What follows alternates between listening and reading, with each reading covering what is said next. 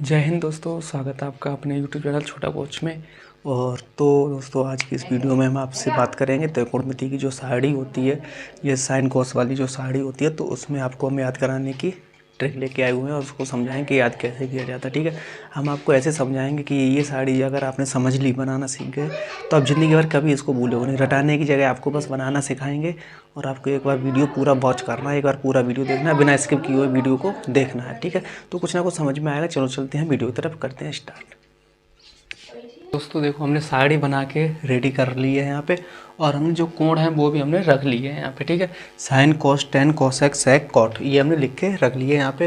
और अगर ये इंपोर्टेंट की बात करें तो देखो, 9th में 10th में 8th क्लास में 3 में ये पूछे जाते हैं, 100% पूछे जाते हैं। और 10th में आपको पता है कि ये बोर्ड एग्जाम में भी पूछे जाते हैं। ठीक है, अब इनको हम बनाना आपको सिखाएंगे, ना कि रटाना सिखाएं। ठीक है, वो रटाएंगे नहीं, ओनली बनाना सिखाएंगे। बनाने के लिए करना क्या है, देखो सबसे पहले आपको यहाँ पे गिनती लिखना है 0 से। 0 1 2 3 4। ठीक है, मतलब हमने गिनती लिख ली यहाँ से 0 से। 0 1 2 3 4 तक लिख ली। अब करना क्या है, यहाँ पे जो मेन प्रोसेस होता है वो यहीं से स्टार्ट होता है, कि यहीं से जो मान निकलते हैं साइन का, कॉस का, टेन का, वो यहीं से निकलते हैं। कैसे निकाल जाते हैं वो सिखाएंगे। ठीक है, तो देखो करना क्या है, जैसे हमने ये जो गिनती लिखी है, इसके नीचे बटे में आपको क्या करना है, सबसे 4 का सब में भाग देना है। ठीक है, तो इसमें भी 4 का भाग देंगे, 2 में भी 4 का भाग, और 3 में भी 4 का भाग, और 4 में 4 का भाग। ठीक है, अब करना क्या है, जब हमने इनमें भाग भी दे दिया है और इनको लिख भी लिया, तो अब करना क्या है, देखो इन पे हमें लगाना है एक अंडर रूट। ठीक है, तो इस पे रूट लगा लो, सब पे रूट लगाएंगे जितनी भी हैं संख्याएं। ठीक है, तो हमने यहाँ पे रूट लगा के ये भी हमारा तैयार हो गया है प्रोसेस। अब देखो, जब हम इसका 0 का 4 में 0 का भाग करेंगे तो हमें पता है कि 4 ही आता है, वो 0 ही आएगा। ठीक है, तो यहाँ पे कितना आ जाएगा, 0 आ जाएगा। ठीक है, यहाँ तक समझ में आ गया। अब क्या करना है हमें इसका, जब इसका करेंगे तो देखो, इसको करने के लिए 2 तरीके होते हैं, या तो आप सीधा सीधा कर लो अंडर रूट। अगर ऐसे नहीं कर पा रहा है तो पहला तरीका ये है कि आप इसको अलग अलग अंडर रूट कर लो, 1 का अलग कर लो और 4 का अलग कर लो। ठीक है, तो अगर हम इसको देखें तो ये हम देख सकते हैं कि जो 1 है, 1 तो ये वर्गमूल कितने का होता है, 1 का ही होता है। तो इसको लिख सकते हैं, हम एक लिख सकते हैं बिल्कुल ही, अंडर रूट हट जाएगा इसका। ठीक है, अगर इसको लिखेंगे हम 4 को, तो ये 4 वर्गमूल कितने का होता है, 2 का होता है। तो इसको हम लिखेंगे 2, तो हमारा कितना मान आ गया, 1/2। तो 1/2 इसका मान निकला है। ठीक है, यहाँ तक आपको कहानी समझ में आ गई होगी। अब चलते हैं हम अपना 45 अंश का मान निकालेंगे। जब 45 का निकालेंगे तो इसको भी आप अलग कर लो, √2 और √4। हमने इनको भी अलग कर लिया अंडर रूट में। सही है, तो अब करना क्या है, देखो 2 का अगर देखें तो ये 2 किसका अंडर रूट होता है, 2 किसका होता है, ये तो वर्गमूल किसी का है नहीं।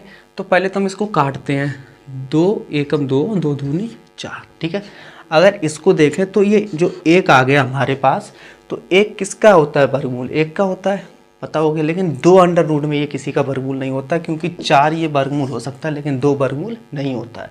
तो इसको हम अंडर रूट में कैसे लिखेंगे, √2। ठीक है, तो हमारे अंश 45 का मान आ गया √2। अब निकालना है 60 का मान निकालना है। 60 का निकालने के लिए उसका भी प्रोसेस यही है। तो देखो 60 का मान जब निकालेंगे तो हमें पता है इसका भी अंडर रूट अलग अलग कर लो, 3 अलग कर लो, और अंडर रूट में 4 अलग कर लो। अगर 3 का हम वर्गमूल देखें तो 3 का वर्गमूल कोई होता नहीं है, ये कैसा है, वर्ग हो सकता है 3 का, 3 या 9 हो जाएगा। ठीक है, लेकिन इसका वर्गमूल नहीं होता है, तो इसको हम अंडर रूट में 3 ऐसे ही लिखेंगे। अगर 4 का वर्गमूल देखें तो 4 का वर्गमूल कितना होता है, 2 होता है। तो इसको हम लिख सकते हैं 3 √2 अपॉन में। ठीक है, तो यहाँ पे लिखेंगे अंडर रूट में 3/2। ठीक है, अब देखो यहाँ पे मैंने प्रोसेस आता है कि यहाँ पे 4 एकम 4, ये एक बार कट गया।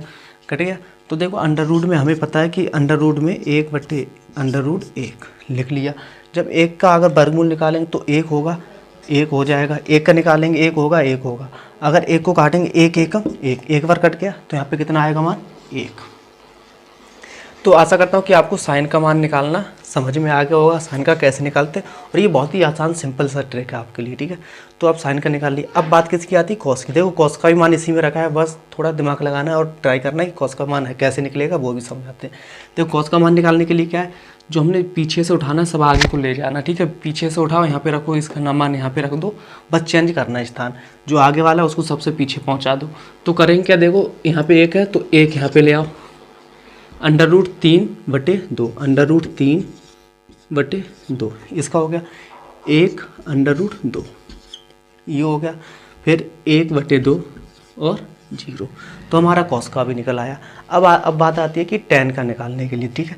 जब tan का मान निकालेंगे तो हमें पता है tan में, अब देखो जब हमें tan का मान निकालना है तो tan का मान निकालने के लिए करना क्या है, इसमें हम इसका भाग करेंगे, इसका इसमें भाग करेंगे। मतलब अगर हम इसको एक फार्मूले को देखें तो tan का मान निकालने के लिए हमारे पास एक फार्मूला होता है, वो tan थीटा बराबर sin theta upon cos theta, ठीक है।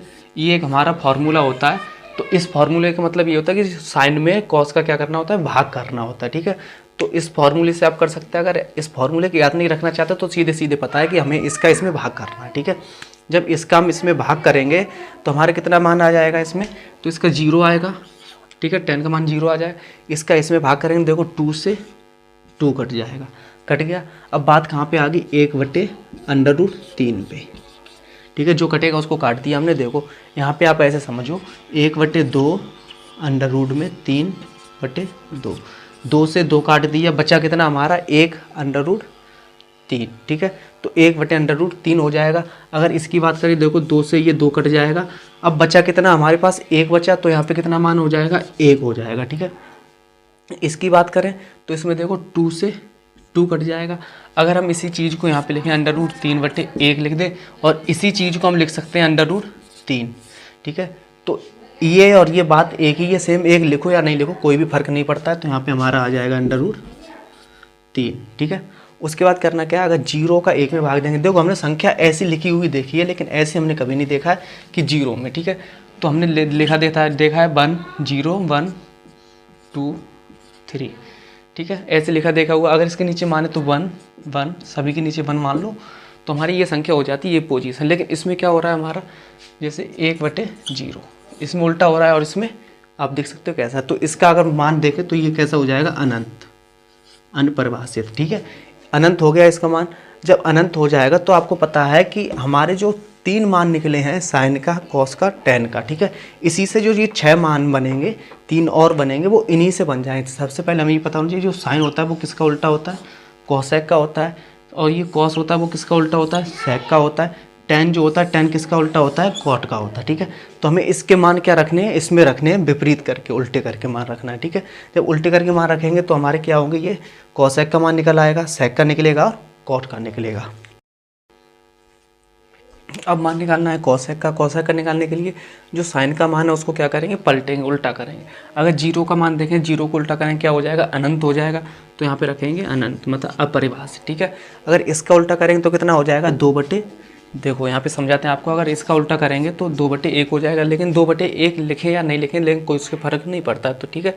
तो हम सीधा लिख सकते हैं यहाँ पे 2, ठीक है। जब इसको उल्टा करेंगे तो इसका भी कितना हो जाएगा, 2√1, ठीक है। अगर 1 लिखे नहीं लिखे कोई भी फर्क नहीं पड़ता। तो हमें पता है कि अंडर रूट में कितना हो जाएगा, ये 2 हो जाएगा, ठीक है। इसको पलटेंगे तो कितना हो जाएगा, ये 2/√3, ठीक है, 2/√3, ठीक है। एक को चाहे इधर पलटो चाहे उधर पलटो, एक का एक ही रहता है, तो एक यहाँ पे। अब देखना है हमें किसका, कॉस का। कॉस को इधर पलटे उधर पलटे एक ही रहेगा, तो यहाँ पे 1 हो जाएगा। उसका जब इसको पलटेंगे तो कितना हो जाएगा, ये कॉस का हमारा हो जाएगा 2√3। उसके बाद जब इसको पलटेंगे तो कितना हो जाएगा, ये हमारा 2 में और 1/, ठीक है। तो √2। आपको पता है कि 1 अगर बटे में आ रहा तो उसको लिखो या नहीं लिखो कोई फर्क नहीं पड़ता, ठीक है। इसका कितना हो जाएगा, 2 हो जाएगा। और उसके बाद अगर इसका हम 0 का देखें तो 0 कितना हो जाएगा, अनंत, अपरिभाषित, ठीक है। उसके बाद बचा कितना हमारे पास, कॉट का। तो tan के में हम देखेंगे tan का क्या करेंगे, उल्टा। जब 0 का हम विपरीत करेंगे, उल्टा करेंगे, विलोम, तो कितना हो जाएगा, ये अनंत हो जाएगा, अनंत। उसके बाद अब हम देखेंगे इसको, ठीक है। अगर 1/√3 लिखा गया है, इसको हम लिखें उल्टा करके तो √3/1। और आपको पता है √3/1 अगर नीचे आ रहा है बटे में तो उसको हम क्या लिख सकते हैं, √3, ठीक है। उसके बाद हमारे पास आता है 1 को इधर पलटो चाहे उधर पलटो, कितना रहेगा, ये 1 ही रहेगा यहाँ पे। और अगर इसको हम ये √3 को इधर पलटो चाहे उधर पलटो, तो देखो √3 आता है, हमें पता है जी √3 था, तो उसके नीचे बटे में कितना था, 1 था। जब इसको चेंज किया था तो कितना हो जाएगा, ये हो जाएगा हमारा 1/√3, ठीक है। तो कितना हो जाएगा, 1/√3 हो जाएगा यहाँ पे। जब 1/√3 हो जाए तो ये पता जो एक ऊपर आ रहा है, ऊपर, तो इसको तो लिखना अनिवार्य है। तो इसको आप क्या लिखोगे, 1/√3, 3। ठीक है, अब बात किसकी आ रही है, तो यहाँ पे आ रही है अनंत की। ठीक है, अनंत का उल्टा करेंगे तो कितना हो जाएगा, 0 हो जाएगा। हमें पता है जो 0 का उल्टा क्या हो रहा था, अनंत हो रहा, तो अनंत का उल्टा 0 हो जाएगा। ठीक है, तो ये हमारी जो सारणी थी त्रिकोणमिति की, जो साइन कॉस के जो मान थे वो हमने आपको समझा दिए और आपको समझ में आ गया होगा। अगर आपको समझ में आ गया तो आप अपने ये वीडियो अपने दोस्तों को शेयर करें और